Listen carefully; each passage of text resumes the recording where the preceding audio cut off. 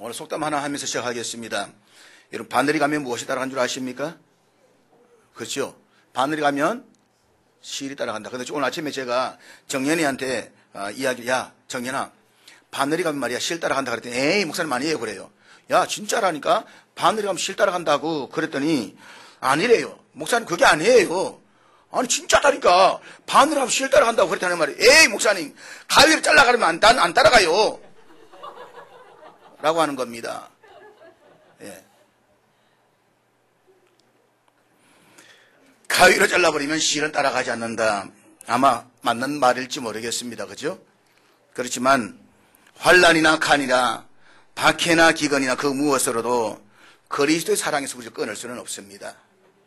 세상의 그 어떤 권세도 나와 그리스도의 관계에서의 이 사랑을 방해하거나 끊을 수는 없다는 것입니다. 우리가 이 사실을 확실하게 믿는다고 한다면 우리는 모든 삶의 자리에서 넉넉하게 이기는 자의 삶을 살아갈 수가 있게 될 것입니다. 중요한 것은 모든 삶의 자리에서 하나님이 함께 하심을 경험하며 그분만을 절대적으로 의지하는 것입니다. 잊지 마십시오.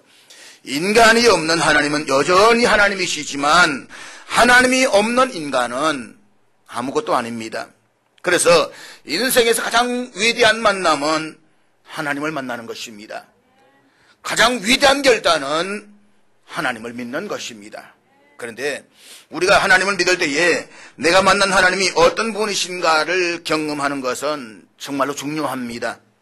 어떤 주일학교 선생님이 아이들에게 하나님에 대해서 설명하면서 하나님이 어떤 분인가를 설명하고 있었습니다. 그런데 이게 쉽지가 않다고요.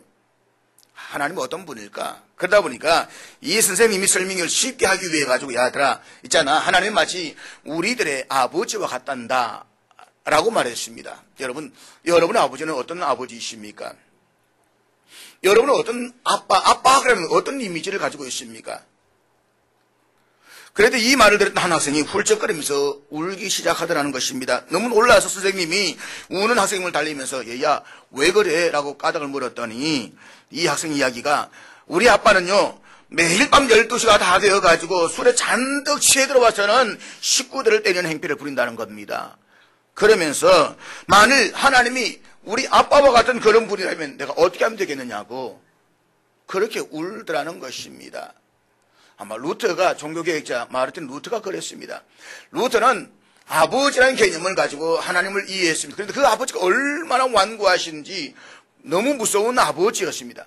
그런데 루터가 학교에 들어서 만난 선생님도 너무 무서운 선생님이었습니다. 말 안 들으면 책상 위에 올려서 이 의자를 들게 하고 그리고는 무릎을 때리는 너무 무서운 선생님이었습니다. 그러다 보니까 그는 한동안 하나님은 너무 무서운 하나님, 너무 두려운 하나님, 그런 하나님으로 이해를 하고 있었다라고 하는 것입니다. 그래서 여러분, 우리 하나님은 죽은 하나님이 아닙니다. 우리 하나님은 살아계십니다. 그렇다면 살아계신 하나님이 어떤 분이신가를 올바로 알아야만 우리가 올바른 예배와 경배를 드릴 수가 있습니다. 모름지 이 사람은 자신이 경험하고 이해하는 것만큼만 이야기를 할 수가 있습니다. 하나님에 대한 신앙생활도 마찬가지입니다. 우리가 하나님을 믿는 것이 중요합니다. 그러나 막연하게 어떤 것을 믿는 것이 아니라 우리의 믿음의 대상이신 하나님을 올바로 알아가는 것은 훨씬 더 중요한 것입니다. 그럴 때에 우리로 하여금 온전한 신앙인으로 만들어가게 되는 것입니다. 무엇보다도 피조물인 우리 인간은 하나님을 알아가면 알아갈수록 힘 있는 삶을 살아갈 수가 있는 것입니다. 그렇다면 이 시간 묻습니다. 여러분은 하나님을 인격적으로 만나셨습니까? 그런 만남의 경험이 있다고 한다면 여러분이 만난 하나님은 어떤 하나님이십니까? 그리고 여러분이 이해하고 있는 하나님은 어떤 하나님이십니까? 우리가 구약성경을 읽어보면 하나님의 의가 강조되는 부분에서 하나님의 매우 잔인하고 보복을 일삼는 분이라는 인상을 강하게 받을 때가 있습니다. 그래서 일단 잘못된 하나님의 모습을 마음에 심게 되면 하나님을 가까이 하기가 굉장히 어려워집니다. 왜냐하면 하나님이 늘 무섭고 두렵기 때문인 것입니다. 그렇지만 우리가 성경을 읽어보면 하나님은 언제나 무섭고 두려운 하나님만은 아닌 것입니다. 하나님께서는 죄에 대해서는 단호하게 심판하시지만 믿음을 따라서 의롭게 살아가는 자녀들에게는 아주 따뜻하고 자애로운 분이십니다. 우리가 전심으로 하나님께 다가갈 때에 우리를 따뜻하게 맞아주시고 우리의 마음을 위로하시며 참된 평화를 주십니다. 그래서 우리 하나님은 참으로 좋으신 분이십니다. 좋으신 하나님, 너무나 내게 좋은 분, 찬양하리 영원히 참 좋은 분. 좋으신 하나님, 너무나 내게 좋은 분, 찬양하리 영원히 참 좋은 분. 좋으신 하나님. 오늘 우리가 읽은 본문에서 기드온이 만났던 하나님은 매우 따뜻하고 또 걱정거리를 없애주시는 평강의 하나님이셨습니다. 사실 구약 성경에서 하나님 만나는 일은 언제나 두려운 일로 강조되고 있습니다. 모든 것을 아시는 하나님, 절대적인 거룩함과 성결을 요구하시는 하나님, 그 하나님을 본다라고 하는 것은 죽는 것이나 다름이 없었습니다. 그렇지만 오늘 기드온을 찾아주신 하나님은 아주 매우 다른 모습이었습니다. 우리 그 모습을 본문 22절, 23절 말씀 통해서 한번 찾아볼 수가 있습니다. 본문 22절, 23절 말씀 우리 다 같이 읽겠습니다. 같이 읽습니다. 시작. 보십시오. 어느 날 기드온이 뜻하지도 않게 하나님을 만났습니다. 그래서 기드온은 당연히 자신이 죽을 줄 알고 슬퍼했습니다. 그런데 하나님께서 안심하라, 두려워하지 말라, 죽지 아니하리라 라고 말씀하시면서 아주 따뜻하고 부드럽게 말씀을 하십니다. 이런 놀라운 사건을 경험하고 있는 기드온을 만났던 하나님, 그 장소에 기드온은 제단을 쌓았습니다. 그리고 그 제단의 이름을 여호와 샬롬이라고 불렀습니다. 이 말은 여호와는 평화이시다, 여호와는 평강이시다 라는 뜻입니다. 기드온이 살았던 때는 주전 12세기 경이었습니다. 그런데 기드온이 살았던 그 당시의 상황을 오늘 본문 6장 1절은 이렇게 시작하고 있습니다. 이스라엘 자손이 또 여호와의 목전에 악을 행하였으므로 여호와께서 7년 동안 그들을 미디안의 손에 넘겨주시니. 여러분 여기에서 또라는 말에 주목하십시오. 또! 아니 또! 이스라엘 백성들은 태평생대가 지나면 어김없이 하나님을 잊어버리고 또다시 하나님 앞에서 범죄했습니다. 우리가 사사를 읽으면서 깨닫게 되는 사실은 이스라엘 백성들이 정말 너무한다라고 느낄 정도로 저들은 살만하면 쉽게 하나님을 잊어버렸습니다. 평안할 때 저들은 마치 고삐 풀린 망아지처럼 하나님 없이 제 멋대로 살았습니다. 그래서 하나님께서는 범죄한 이스라엘 백성들을 깨우치기 위해서 이번에는 요단 동쪽에 거하고 있는 미디안을 사용하셔서 저들 고통에 처하게 하십니다. 매년 농사철이 되어서 이스라엘 백성들이 씨앗을 심습니다. 그러면 어김없이 이들이 쳐들어와서는 이 농산물을 다 못쓰게 만들어버리는 것입니다. 그런가 하면 이들은 이스라엘 백성들의 양이나 소나 나귀를 남기지 않고 모두 다 약탈해 가버렸습니다. 먹을 만한 것은 씨앗도 남겨주지 않았습니다. 뿐만 아니라 여자와 어린아이들을 끌고 가버렸습니다.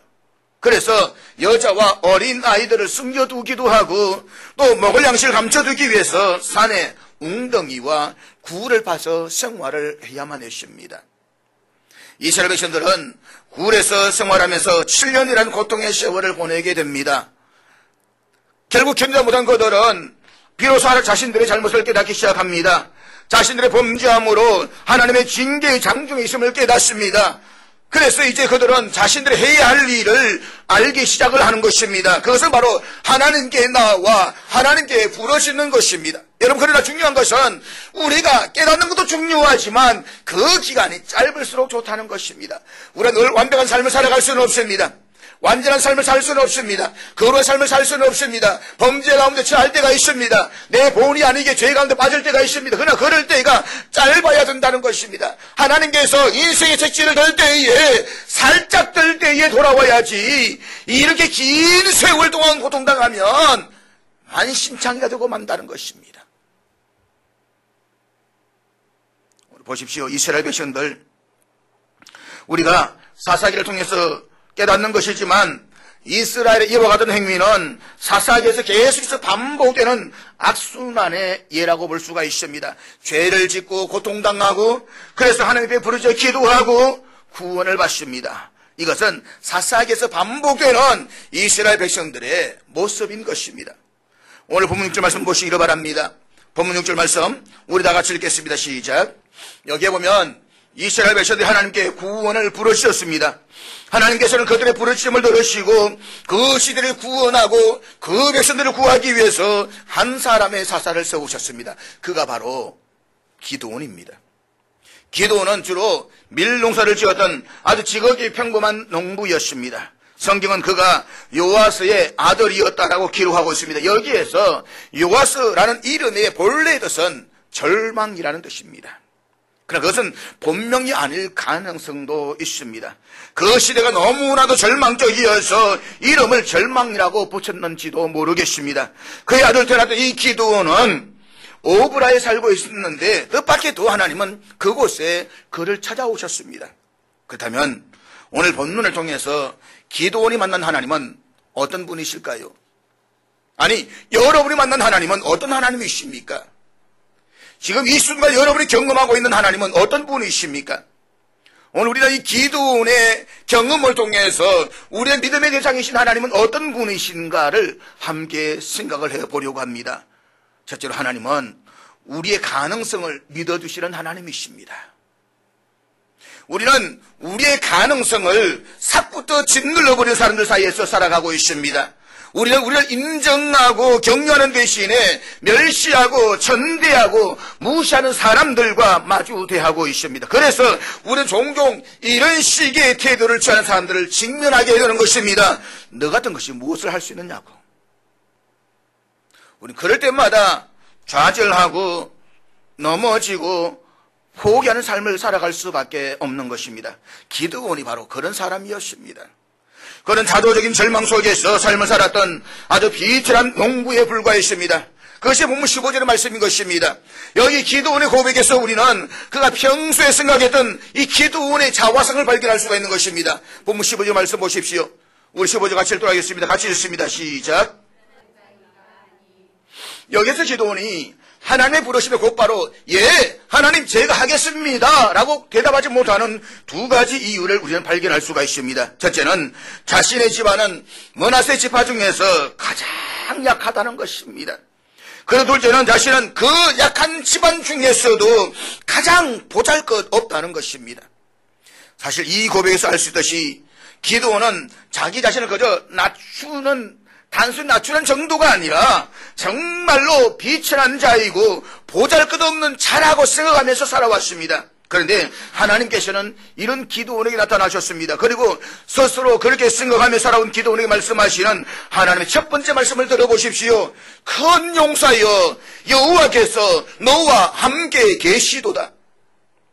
하나님은 이 기드온을 만나자마자 그를 가리켜서 큰 용사라고 말씀하십니다. 이때 기드온이 얼마나 놀랐겠습니까?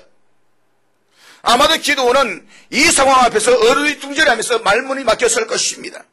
자신을 세상에서 제일 비천하고 약한 자로 살아왔던 그에게 큰 용사여라고 하는 이 말은 얼마나 황당한 소리가 들리겠습니까? 우리가 과거에 유아 셔펫이라는 애니메이션을 보았지 않습니까? 너는 특별하단다. 이 애니메이션 주인공이 자기는 늘 실수만 하고 그러다 보니까 벌점만 맞으니까 보잘것없는 그런 존재로 살았습니다. 그런데 조각가인 자기를 만든 그 조각가에 갔더니 너는 특별하단다 라고 하니까 예? 제가 특별하다고요? 라고 반문하는 그 모습. 오늘 하나님께서 내가 얼마나 비천한지, 내가 얼마나 보잘것없는지, 내가 얼마나 삭수가 노란지 이것을 알고 있는 나에게 찾아오셔서 큰 용사여라고 하니까 기드온이 얼마나 놀랐겠습니까? 그러나 여러분, 이 말은 사실입니다.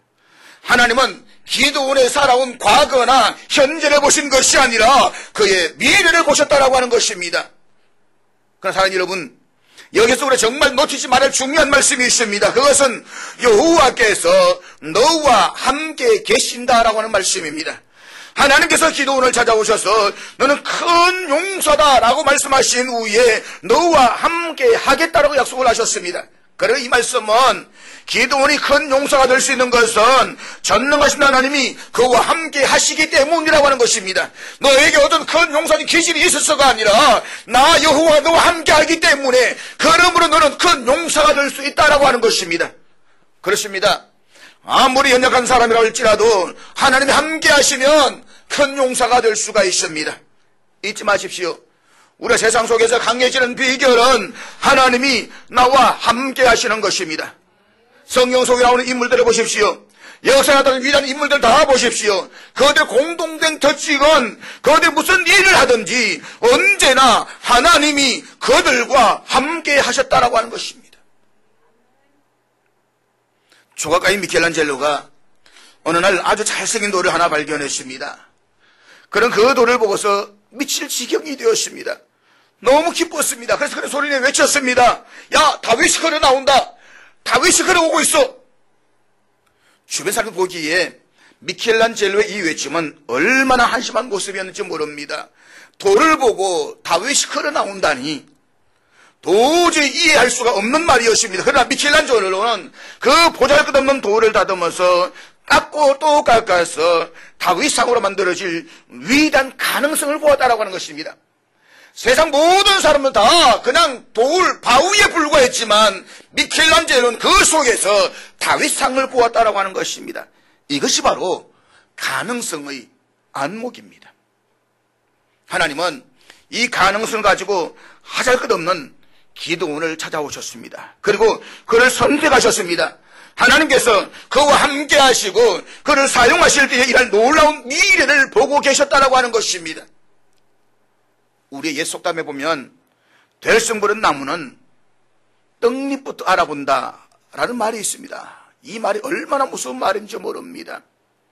이 말은 과거를 보면 오늘을 알 수 있고 오늘을 보면 내일을 알 수 있다라는 말인 것입니다. 그래서 누군가 하나 실수를 봐라. 네가 어릴 때도 그것이 그대로지 않느냐. 너는 삭수가 노랗다. 안 된다. 이미 결정되어 버린다라고 하는 것입니다. 우리가 이런 사고 의식에 빠져 있다고 한다면 미래의 가능성은 전혀 바라볼 수가 없는 것입니다. 과거의 하나의 실수를 보고 그의 미래를 단정 지어버리는 것입니다. 이런 사고 속에서는 결코 인물이 나올 수가 없는 것입니다. 그럼 성경을 보십시오. 성경에 보면 하나님께서는 현재는 비록 보잘것없지만 미래의 가능성을 보시고 선택하셨으신 인물들이 얼마나 많이 있습니까? 아니 우리 역사 속에서 얼마나 그런 사람이 많이 있습니까? 가령 베드로를 보십시오. 그가 어떤 사람이었습니까? 다 알지 않습니까? 그는 정서적으로 즐겁게 불안정한 사람이었습니다. 아침과 저녁이 다릅니다. 오늘과 내일이 다른 사람이었습니다. 변덕이 너무 심해서 일관성이 전혀 없었던 사람이었습니다. 어느 한 구석도 믿기가 어려웠던 사람이었습니다. 주님을 위해서 목숨이라 내어놓겠다고 큰 소리를 쳤다가 상황이 불리해지니까 쉽게 주님을 부인해버렸던 사람이었습니다. 주님께서 십자가 지시기 전 마가다락방에서 제자들 발을 씻길 때에 처음에는 발을 내놓지 않아서 주님께서 내가 너를 씻겨주지 아니하면 너와 내가 상관이 없다라고 말씀을 하시니까 그러면 아예 목욕시켜주세요 라고 했던 사람 그가 베드로입니다. 다음 행동과 다음의 말을 전혀 예측할 수 없는 불안정한 사람이었습니다. 아마 베드로는 스스로 변덕이 미덕이다라고 생각하며 살았는지도 모르겠습니다. 그런 사람을 찾아오셔서 예수님의 첫 마디 말씀이 무엇인 줄 아십니까? 요한복음 1장 42절 말씀입니다. 같이 한번 읽도록 하겠습니다. 같이 읽습니다. 시작. 네가 요한의 아들 시몬이냐? 장차 게바라 하니라. 여기서 게바라는 말은 베드로의 아람어식 표현인데 반석이라는 뜻입니다. 네가 요한의 아들 시몬이냐? 장차 반석이라 하리라. 세상에 지금은 죽을 듯이 변덕이 심하는 베드로이지만 주님께서 그를 바라보고 있는 것입니다. 베드로를 반석이라. 여러분 어떻게 보면 전혀 어울리지 않는 이름이지 않습니까? 반석은 무슨 반석입니까? 죄악돌도 못 되는데. 그렇지만 여기서 장차라는 말에 주목하십시오. 주님께 지금은 변덕이 죽벌듯 하는 베드로이지만 장차 육중하고 안정감 있는 반석으로 보셨다는 것입니다. 그리고 이 반석 위에 주님의 교회가 세워질 것을 보셨습니다. 주님은 그분 앞에 겸손히 복종하는 삶에 나타날 위대한 가능성을 보고 계셨다는 것입니다. 장차 이루어질 그 가능성을 보고 그를 믿어주셨습니다. 그리고 베드로는 주님의 손에 붙들려서 그의 삶이 완전히 변했습니다. 창녀 막달라 마리아는 또 어떻습니까? 그녀는 버림받은 여인이었습니다. 누가 이 여인을 동정할 수가 있겠습니까? 길거리에서 돌에 맞아 죽는 날들 누가 이 여인을 위해서 슬퍼 울겠습니까? 그러나 하나님께서는 이 창녀 막달라 마리아에게서 성녀 막달라 마리아의 가능성을 보셨습니다. 그렇습니다. 하나님은 우리가 주님께 헌신할 때에 우리가 어떻게 변화되고 주님의 사람이 될 것인지를 알고 계십니다. 기억하십시오. 우리 인생의 크기는 우리가 누구인가에 의해서 결정되는 것이 아닙니다. 우리와 함께 하시는 분이 누구인가에 의해서 결정되는 것입니다. 우리 누구와 함께 하는 것입니까? 하나님이신 것입니다. 우리 하나님이 계십니다.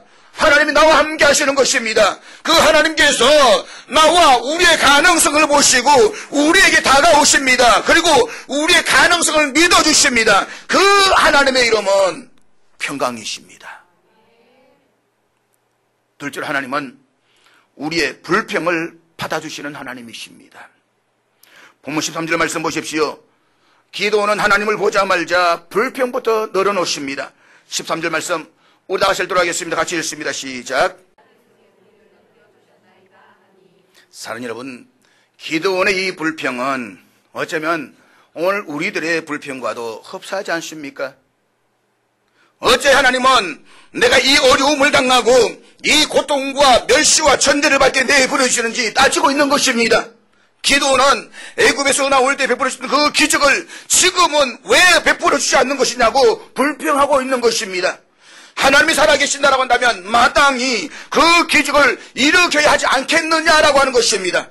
여호와께서 우리를 버리신 것이 아니냐라고 묻고 있는 것입니다. 사랑하는 여러분, 우리도 그렇게 불평하고 있지 않습니까? 하나님이 살아계신다라고 한다면 불을 행하는 저 모든 인간들을 왜 싹 쓸어버리지 않습냐고 말하고 있습니다. 하나님이 살아계신다고 한다면 어떻게 저런 인간들이 더 잘 되어야 하는 것입니까? 정말로 하나님이 살아계신 것이 맞습니까? 그런데 기도원의 불평을 듣고 있었던 하나님께서 어떻게 응답하십니까? 만약 여러분이 왕인데 신하가 여러분 앞에 와서 불평을 터뜨렸다고 한다면 여러분 그 신하를 어떻게 하시겠습니까? 아마 왕에게 대던 불경죄로 인해서 감옥에 처박아 버렸을지도 모르겠습니다. 김정은의 위대한 북한의 김정은 지도자가 같다고 한다면 아마 불평하는 사람을 고사포로 공개 처형하지 않습니까? 그런데 여러분, 기도원을 향한 하나님의 반응은 전혀 그렇지 않습니다. 본문 14절 말씀 볼까요? 우리 14절 말씀 같이 읽겠습니다. 시작. 여러분, 이 말씀에서 우리가 눈여겨볼 수 있는 것은 여호와께서 그를 향하여 라고 하는 이 말씀입니다. 이것은 하나님께 단순히 그냥 기도원을 쳐다보았다 이 말씀이 아닙니다. 여기서 그를 향했다라고 하는 이 말씀은 지극한 연민의 심정으로 그를 주시하고 있는 것입니다. 한번 이 사람 한번 보실까요? 어떤 모습을 보시면 한번 바라보십시오. 연민으로. 어떤 연민일까? 일단 째려보지 말고요. 보라고 해도 왜 째려보십니까? 따뜻한 눈으로. 우리 배문 집사님은 이백영 집사님을 아주 사랑스러운 따뜻한 바라보고 계시는데 우리 이백영 집사님은 성경책 바라고. 성경책. 원래 경상도 남자들이 다 그렇잖아요. 꼭 그걸 말로 해야 되느냐고. 다시 말해 이 말은 어떤 의미에서 마치 인정이 많고 통찰력 있는 상담자와 같습니다. 내담자를 이해하고 그의 고통을 공감하는 상담자가 그를 도울 목적으로 안타깝게 여기면서 바라보는 연민의 모습입니다. 그 앞에서는 어떤 불평도 다 받아주고 통할 수 있을 것 같은 그 모습의 눈인 것입니다. 사랑하는 여러분, 한 사람이 다른 사람의 불평을 받아주는 데는 한계가 있습니다. 때때로 불평을 하다 보면 불평을 받아주는 사람이 오히려 화를 내는 경우가 있습니다. 좀 그만하라고. 좀 그만해. 그러면 두 사람의 관계가 악화되고 절교할 위험에 이르게 되는 것입니다. 그래서 사람에게 불평을 털어놓는 데에는 한계가 있고 위험이 있는 것입니다. 때문에 우리의 불평과 푸념을 다 들어주고 받아주는 친구가 있다고 한다면 그것은 참으로 행복한 모습인 것입니다. 그런 상대가 없을 때 인간은 외로움과 고독을 경험하게 됩니다. 마음을 터놓을 상대가 없어서 답답한 가슴을 안고 살아갑니다. 그러나 여러분, 우리의 어떤 불평이라도 넉리 받아주시는 분이 계십니다. 바로 우리의 구원자이신 예수 그리스도이십니다. 예수님께로 나오십시오. 자신을 십자가에 내주신 예수님께서는 당신의 어떤 불평과 푸념도 다 들어주시며 진정으로 당신을 이해하고 공감해 주십니다. 주님의 도우심을 구하십시오. 영국의 평신도적 신학자요 문학가였던 C.S. 루이스는 성경의 시편을 읽으면서 모름지기 성경에 나오는 시이기 때문에 아주 그 내용이 위대하고 아름다운 내용을 담고 있을 것이라고 생각을 했습니다. 그런데 뜻밖에도 시편에는 불평으로 가득한 시가 꽤 많이 있습니다. 아예 저주에 가까운 시의 내용도 있습니다. 심지어는 원수를 망하게 해달라는 단언 시의 내용도 곳곳에 있습니다. 어떻게 성경에 이런 내용의 시가 기록되어 있는지 처음엔 의아했습니다. 그런데 루이스는 이 시편을 통해서 하나님은 인간의 이런 불평, 그 어떤 불평도 다 들으시고 문제를 해결해 주시는 분임을 깨달았다는 것입니다. 그렇습니다. 하나님은 인간의 어떤 고통이나 어떤 절망스러운 상황도 다 이해하시고 우리의 불평을 말없이 다 들어주십니다. 그러므로 하나님을 찾는 것을 주저하지 마십시오. 하나님 앞에 나오십시오. 그리고 그분 앞에 여러분의 고통스러운 형편을 숨기지 말고 다 털어놓으십시오. 그럼 우리 주님께서는 다 들으시고 위로해 주십니다. 이 사실을 히브리서 기자는 4장 15절에서 이렇게 말씀을 하고 있습니다. 히브리서 4장 15절 말씀 우리 한번 같이 읽도록 하겠습니다. 같이 읽습니다. 시작. 우리에게 있는 대제사장은 우리의 연약함을 동정하지 못하실 리가 아니요. 그렇습니다. 우리의 예수님은 이 땅에 계실 때에 말로 다 표현할 수 없는 멸시와 천대를 받으셨습니다. 우리 인간이 경험할 수 없는 그 불공평과 고통과 시험을 다 당하셨습니다. 그렇기 때문에 예수님은 그 누구보다도 더 우리의 사정을 이해하고 계십니다. 그 하나님께서는 우리를 향해서 은혜의 보좌 앞에 담대히 나아오라고 말씀을 하십니다. 이 하나님 이름은 마땅히 평강이어야 하지 않겠습니까? 하나님께서는 우리의 불평을 다 들어주시고 우리에게 안심하라고 말씀하십니다. 평강하라고 말씀을 하십니다. 이 평강의 하나님을 신뢰하십시오.